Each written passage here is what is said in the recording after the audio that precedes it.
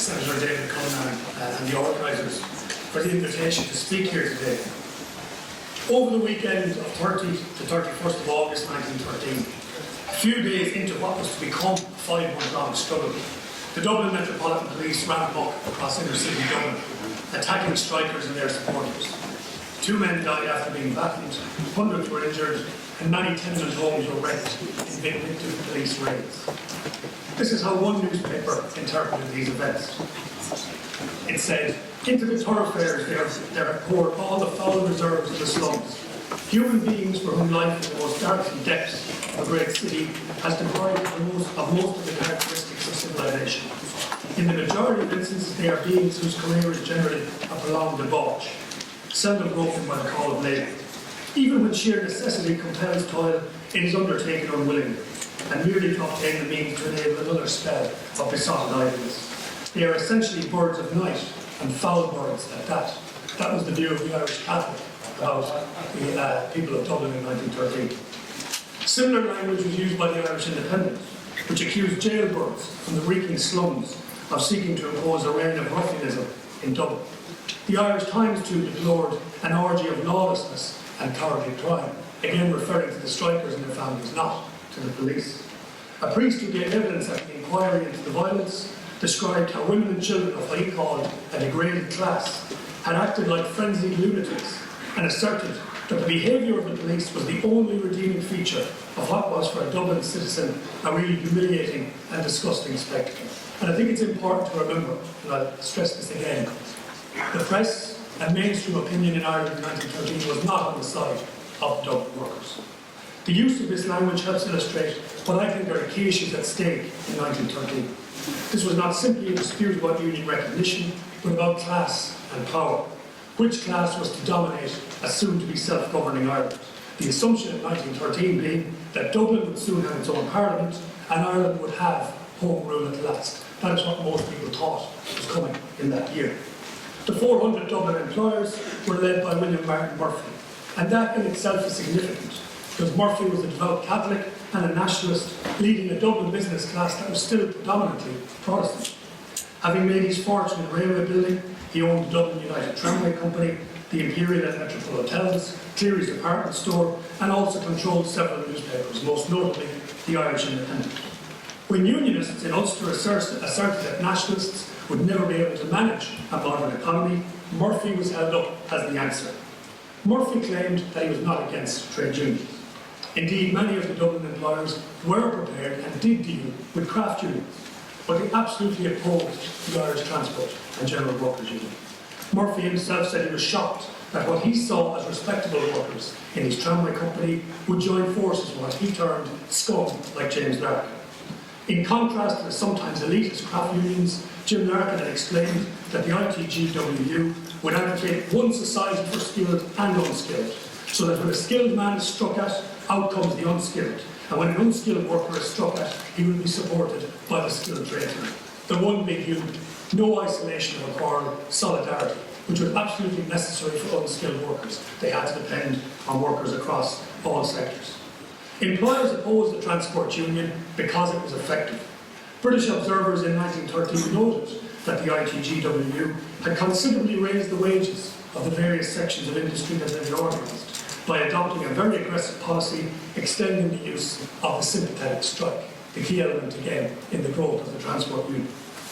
The Irish Transport Union also held out a vision of a new world to Dublin's poorest. Its popularity was not simply due to its ability to organise and raise wages.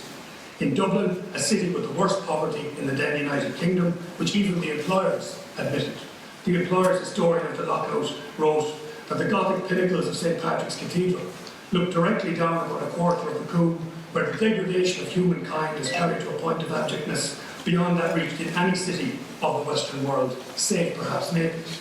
But again, admitting poverty existed and explaining the reasons for it are two different things. And many middle-class commentators in 1913, while admitting that the condition of the poor in Dublin was wretched, were quick to blame the poor themselves for their condition. The Transport Union, Larkin and Connolly and others argued differently.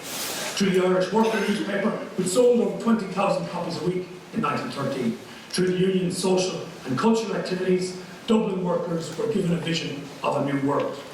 The Transport Union instills self-respect, a sense of pride, in a society in which Dublin's unskilled in particular were looked down on by the upper classes, often despised by the middle class, and sometimes derided by cultural nationalists for their supposed lack of Irishness.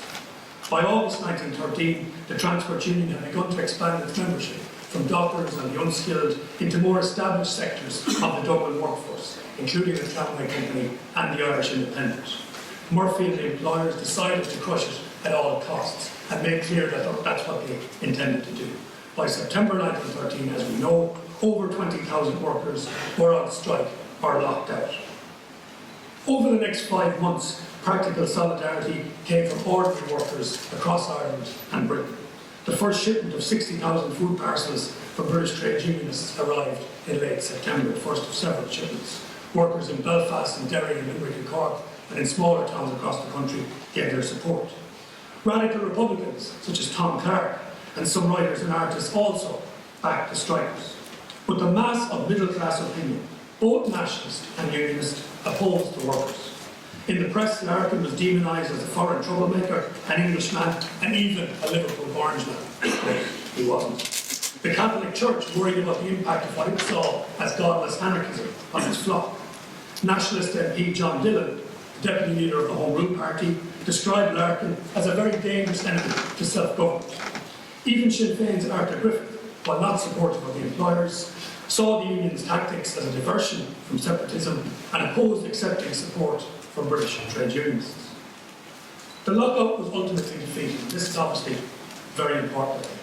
Defeats should not be romanticised, and I think very often there is a tendency to commemorate defeats more easily than we commemorate victories. There will be a temptation for some people this year, particularly in the establishment, to remember 1913, feel they have done their bit for Labour history in a decade of commemorations, and then move on to other commemorations. But Irish Labour history did not end with the lockout. The general strikes, workplace occupations and revolts of the 1918-23 period deserve to be commemorated and remembered as well, and very particular lessons drawn from them. Despite sometimes heroic solidarity, it is also important to remember that Dublin's workers were also divided in 1913 in terms of craft and skill, the division between skilled and unskilled, between men and women, very definitely, and even in Dublin, between Catholic and Protestant.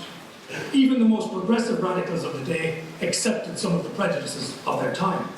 When Mary Ellen Murphy, a teenage striker at Jacob's factory, who was jailed for assaulting a scab, was placed in a reformatory in Drumcondra next to a Magdalen asylum, both Jim Larkin and James Connery called for her release on the basis that this innocent and pure young girl would be corrupted by the company of the fallen women in the Magdalen asylum. Again, I point out that even among the poorest there were divisions, and even among progressives an acceptance of some of the mores of society at that time. The obvious lesson for today is that division still remains as we know. Today, private sector workers are pitted against public, employed against unemployed, native Irish against immigrants, settled against traveller, and in the north still, Catholic and Protestant. Our press continues to be controlled by a handful of wealthy individuals. It is probable today that William Martin Murphy would be lauded as the type of man we need to help make Ireland the best small country in the world in which to do business. What a vision of our society in the 21st century. Although, to be fair to Murphy, he didn't resign for tax reasons in Malta or anywhere else.